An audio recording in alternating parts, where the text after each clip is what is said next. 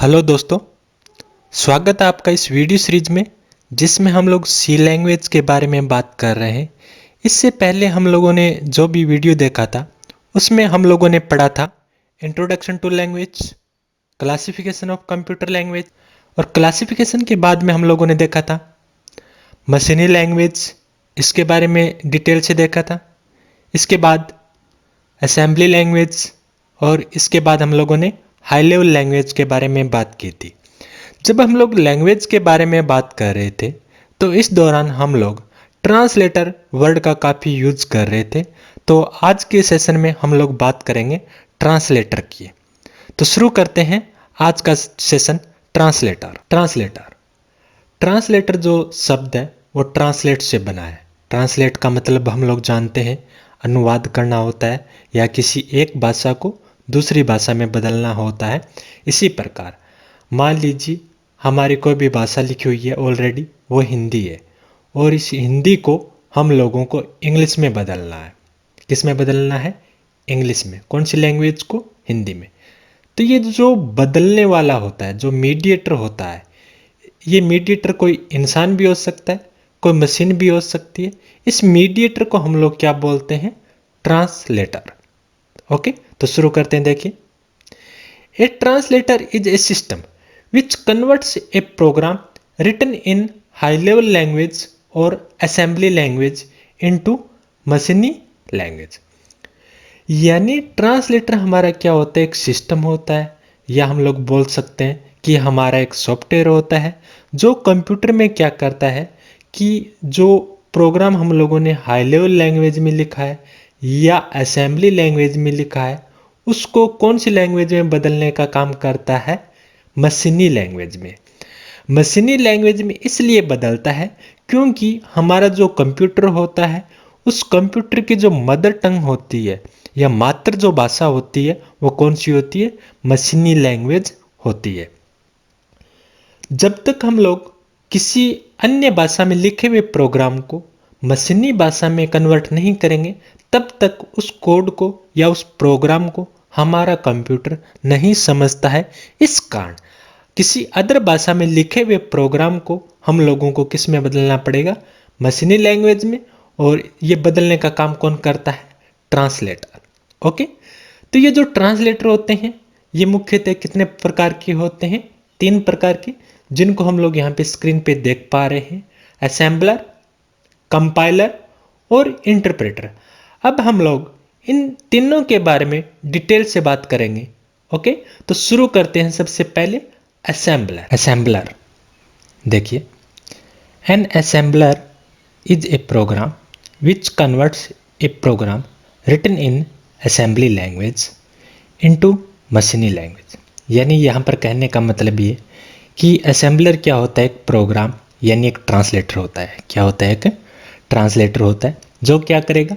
सिर्फ assembly language में जो भी प्रोग्राम लिखा हुआ है, कौन सी लैंग्वेज में? असेंबली लैंग्वेज में, उसको कौन सी भाषा में बदलेगा? मशीनी लैंग्वेज में बदलेगा। मशीनी लैंग्वेज में इसलिए बदलेगा क्योंकि हमारा जो कंप्यूटर है वो केवल और केवल किसको समझता है? मशीनी लैंग्वेज को समझता है। तो दोबारा देखिए, असेंबलर हमारा एक ट्रांसलेटर है जो केवल असेंबली लैंग्वेज में जो भी प्रोग्राम लिखा हुआ है, कोड लिखा हुआ है, उसको किस में बदलेगा? मशीनी भाषा में बदलेगा। मशीनी भाषा में इसलिए बदलेगा क्योंकि इसके बिना हमारा कंप्यूटर समझता नहीं है। आगे देखिए, an assembler takes the assembly code written in a file shared with .asm extension and translate into the मशीनी कोड ऑफ द कंप्यूटर। यानी असेंबली लैंग्वेज में हम लोग जो भी प्रोग्राम बनाएंगे उसकी फाइल का जो एक्सटेंशन नेम होगा वो क्या होगा? .asm, और उस फाइल को वो लेगा और उसको किस में बदल लेगा? मशीनी कोड में। अब नीचे देखिए एक बार, यहाँ पर लिखा हुआ है सोर्स प्रोग्राम। सोर्स प्रोग्राम का मतलब ये है कि हमने जो भी प्रोग्राम लिखा है कौन सी लैंग्वेज में? असेंबली लैंग्वेज में। तो असेंबली लैंग्वेज में जो भी प्रोग्राम लिखा हुआ है उसे हम क्या बोलेंगे? Source code. और इस सोर्स कोड को लेगा कौन? असेंबलर। असेंबलर क्या है? एक ट्रांसलेटर। असेंबलर क्या करेगा? इस कोड को एक डॉट ओबीजे फाइल में कन्वर्ट करेगा। किस में करेगा? डॉट ओबीजे, यानी एक ऑब्जेक्ट फाइल में उसे क्या करेगा? कन्वर्ट करेगा। फिर इसके बाद में असेंबलर के बाद में कौन काम करेगा? लिंकर। अब देखिए लिंकर क्या काम करता है। लिंकर क्या करता है कि असेंबलर ने जो जितने भी ऑब्जेक्ट फाइल बनाई है, 1 बनाई है, 2 बनाई है, 3 बनाई है, उन सभी को लिंक करने का काम करता है। कौन? लिंकर। तो नीचे देखिए, linker is a program in a system which help to link object modules of a program into single object file. यानी असेंबलर ने जितनी भी ऑब्जेक्ट फाइल बनाई है उन सभी फाइल को मर्ज करके कितनी फाइल बना देगा? एक फाइल, यानी सिंगल फाइल बना देगा। आगे देखिए, it performs the process of linking, यानी लिंक करने का यह काम करता है।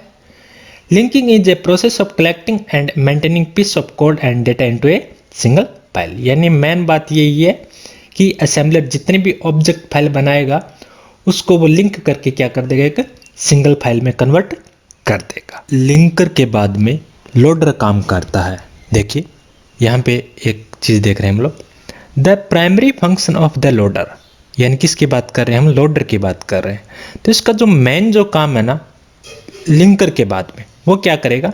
जो भी लिंकर ने एक ऑब्जेक्ट फाइल को एक सिंगल फाइल में कन्वर्ट किया है, जो हमारी एक एग्जीक्यूटेबल फाइल है, उसको मेन मेमोरी में डालने का काम कौन करता है? लोडर। तो देखिए दोबारा एक बार, सबसे पहले सोर्स प्रोग्राम को किसने लिया? असेंबलर ने। असेंबलर क्या करेगा? उसे ओबीजे फाइल में कन्वर्ट करेगा। उसके बाद में कौन काम करेगा?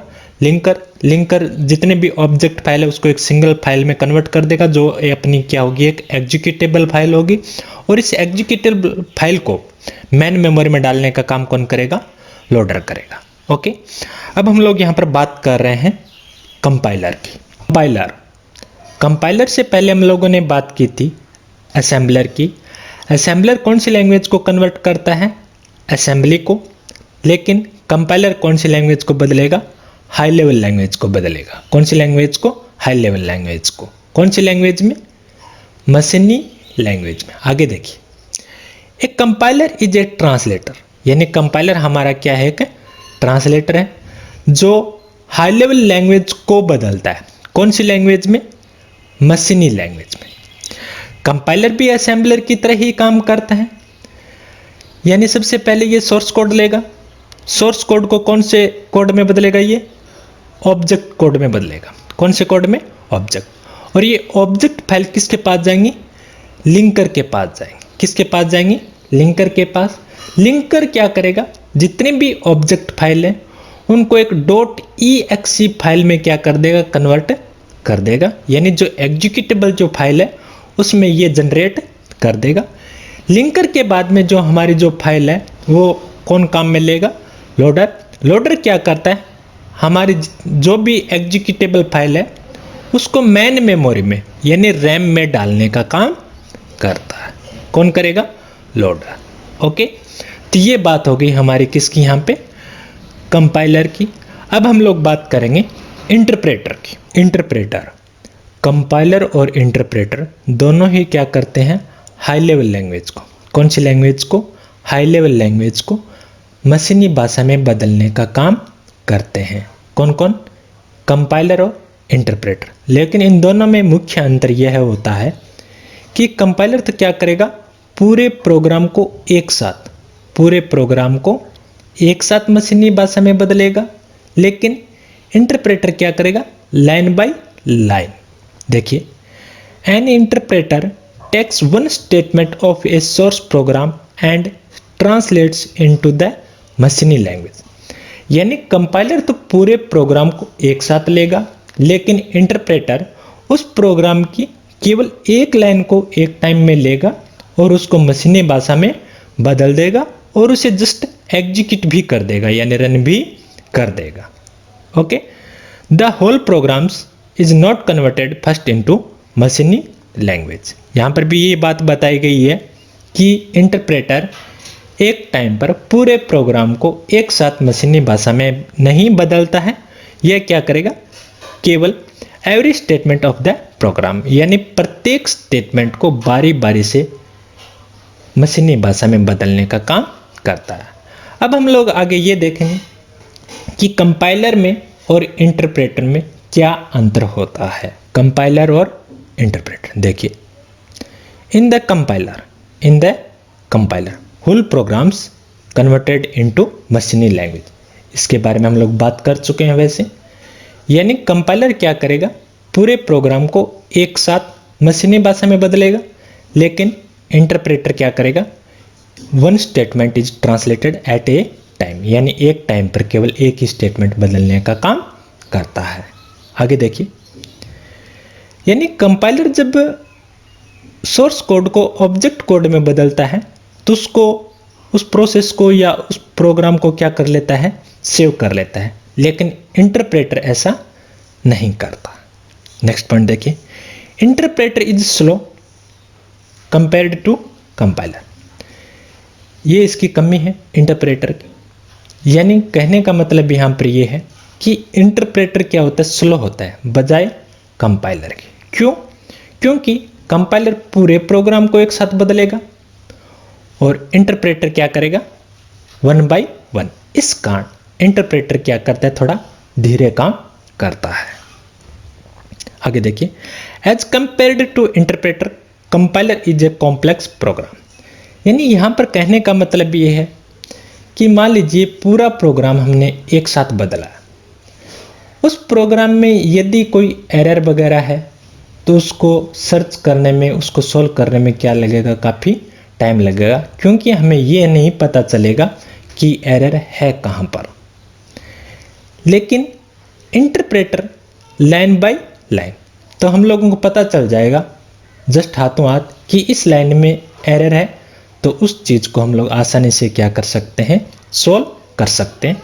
तो ये वीडियो हमारा था ट्रांसलेटर से रिलेटेड, और ट्रांसलेटर में हम लोगों ने असेंबलर, कंपाइलर और इंटरप्रेटर के बारे में पढ़ा। यदि कुछ क्वेरीज वगैरह हो या कुछ सुझाव वगैरह हो तो आप लोग मेल कर सकते हैं। वीडियो देखने के लिए आप लोगों का धन्यवाद।